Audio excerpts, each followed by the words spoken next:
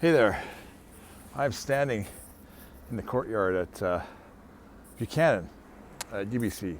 I think there's 5 or 6 buildings here. I'm sure you've seen them before because as we speak, there's a movie crew outside the other side of the building behind me, catering trucks and what have you. Now the top floor of the building behind me, I'll just move the camera over here, is where I went to creative writing school, UBC. I was accepted into the writing program in 1997, along with a cohort of about 18 other people. And among that group of people was Stephen Galloway. Stephen became an international bestseller and eventually went on to become the acting director of the creative writing department. Together with a couple of other close friends at the time and roommates, we took our weekly beers at the Pit Pub, or the Pendulum Pub, where we talked philosophy and writing and ideas, to my living room. And 2 of my roommates were from the writing department as well. And we hosted 8 or 10 or 12 writers in our living room, every room, for a few months, carry on the same kinds of activities, talking about writing and creativity and having a good time. And it was years later that Galloway was booted from the department under allegations of sexual harassment and rape. And one of the things that came up in those allegations and in the narrative was that he was hosting weekly or coordinating weekly writers group and arts groups at various pubs and cafes and places around Vancouver. And I'm sure there were writers groups in UBC before us, but Steve carried on that tradition, and it was a pretty great thing that I think that he did for most people who really knew and know who he is.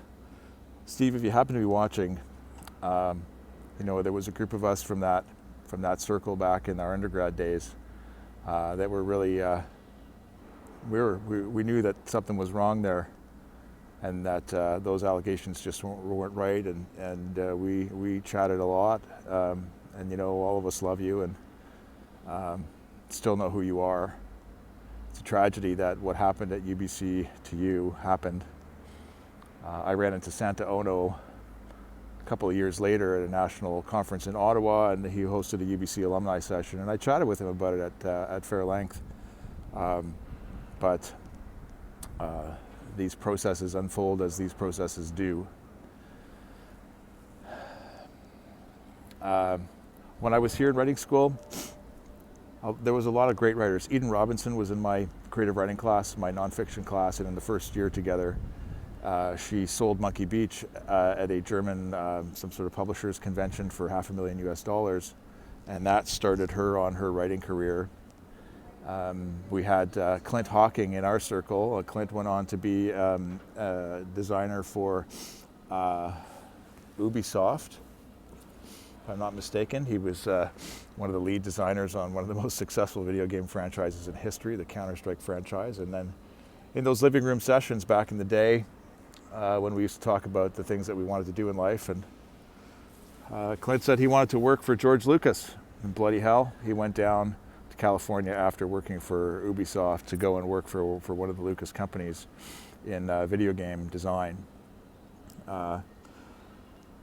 Jeff Richards is in Japan. He's an editor of an English magazine of some substantial import, I think one of the larger English magazines, if not the largest in Japan. And I did as I sort of set out to do, and part of the reason for hosting those writers groups in our living room and creating some kind of official process to talk about also the business of writing made our stuff, at least my beers, tax deductible. I went on to work in finance for 20 years in Ottawa, and it was partly for family reasons because I had a young son and I had to carry water and chop wood, but also because when I was in my late 20s, I didn't feel like I had anything to say. And now, back at UBC, on my drive across the country, kind of coming back to where things more meaningful for me, and where I see kind of, a tragedy of cancellation. Steve being one of the very first university professors, I think, that I'm aware of, who was ousted in this way. Now I feel like I have to say things. Now I feel like I have to speak, and I have collected some skills and knowledge and training and networks along the way that make me a candidate to speak about this publicly.